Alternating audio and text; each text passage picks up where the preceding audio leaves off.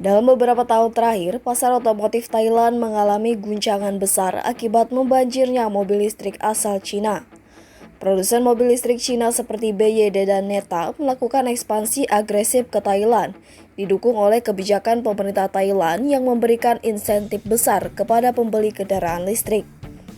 Kebijakan ini mencakup penghapusan tarif impor dan pemberian insentif tunai yang signifikan hingga mencapai 67 juta rupiah per unit. Namun, dampak dari kebijakan terbuka ini menciptakan tantangan besar bagi industri otomotif lokal Thailand. Penjualan mobil konvensional anjlok hingga 23% hanya dalam 5 bulan pertama tahun 2024, memaksa produsen lokal mengurangi kapasitas produksi.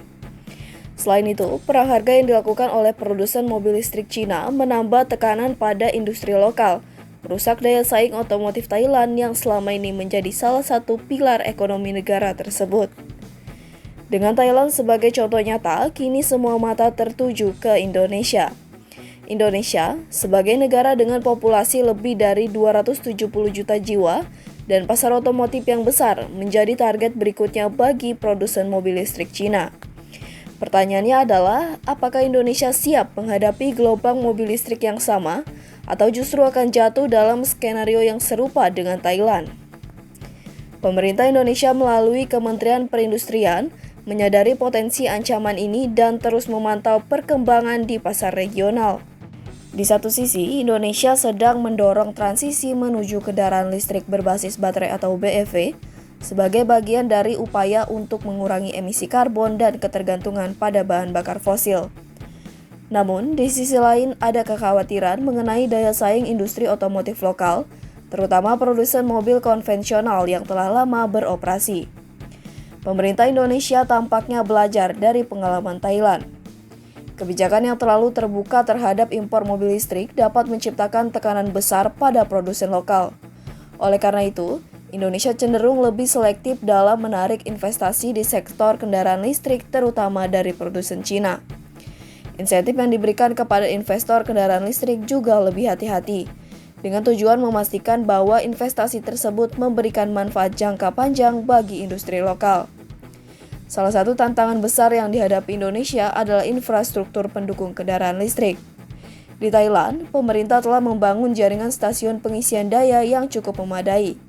Sementara itu, di Indonesia, meskipun ada kemajuan, infrastruktur pengisian daya masih jauh dari cukup untuk mendukung adopsi kendaraan listrik secara massal.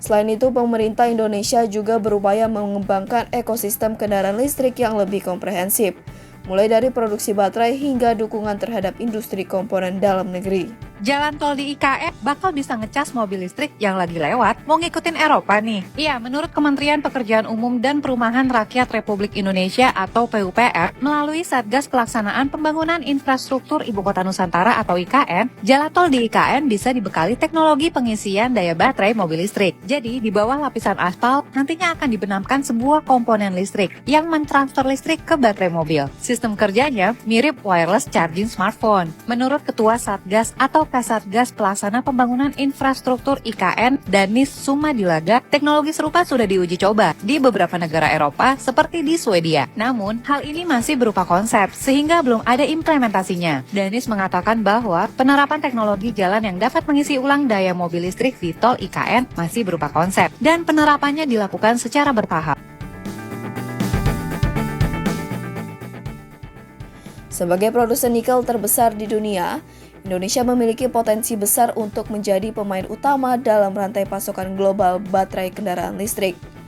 Jika proyek-proyek smelter nikel dan pabrik baterai yang sedang dikembangkan berhasil, Indonesia tidak hanya akan menjadi pasar potensial bagi produsen mobil listrik, tetapi juga menjadi bagian penting dari rantai pasokan global. Meski prospek kendaraan listrik di Indonesia sangat besar, tantangan yang dihadapi juga tidak kecil. Jika transisi ke kendaraan listrik tidak dikelola dengan baik, ada resiko bahwa industri otomotif lokal bisa terganggu, seperti yang terjadi di Thailand. Selain itu, konsumen Indonesia juga perlu diyakinkan bahwa kendaraan listrik layak dipilih, terutama terkait dengan masalah daya tahan baterai dan biaya perawatan yang masih menjadi kekhawatiran. Untuk menghindari skenario serupa dengan Thailand, pemerintah Indonesia dan industri otomotif lokal perlu bekerja sama dengan erat. Transisi ke era kendaraan listrik harus dikelola dengan hati-hati agar tidak merusak industri lokal yang sudah ada, sembari memanfaatkan peluang besar yang ada di sektor ini. Indonesia berada di persimpangan jalan. Di satu sisi, ada potensi besar untuk menjadi pusat industri kendaraan listrik, didukung oleh kekayaan sumber daya alam dan pasar yang luas. Di sisi lain, ada tantangan besar dalam menjaga daya saing industri otomotif lokal di tengah serbuan mobil listrik dari Cina. Pertanyaannya kini adalah, apakah Indonesia akan menjadi pemain utama dalam revolusi mobil listrik atau justru menjadi korban dari ledakan mobil listrik seperti yang dialami Thailand? Hanya waktu yang bisa menjawab, tetapi keputusan dan kebijakan yang diambil sekarang akan sangat menentukan masa depan industri otomotif Indonesia.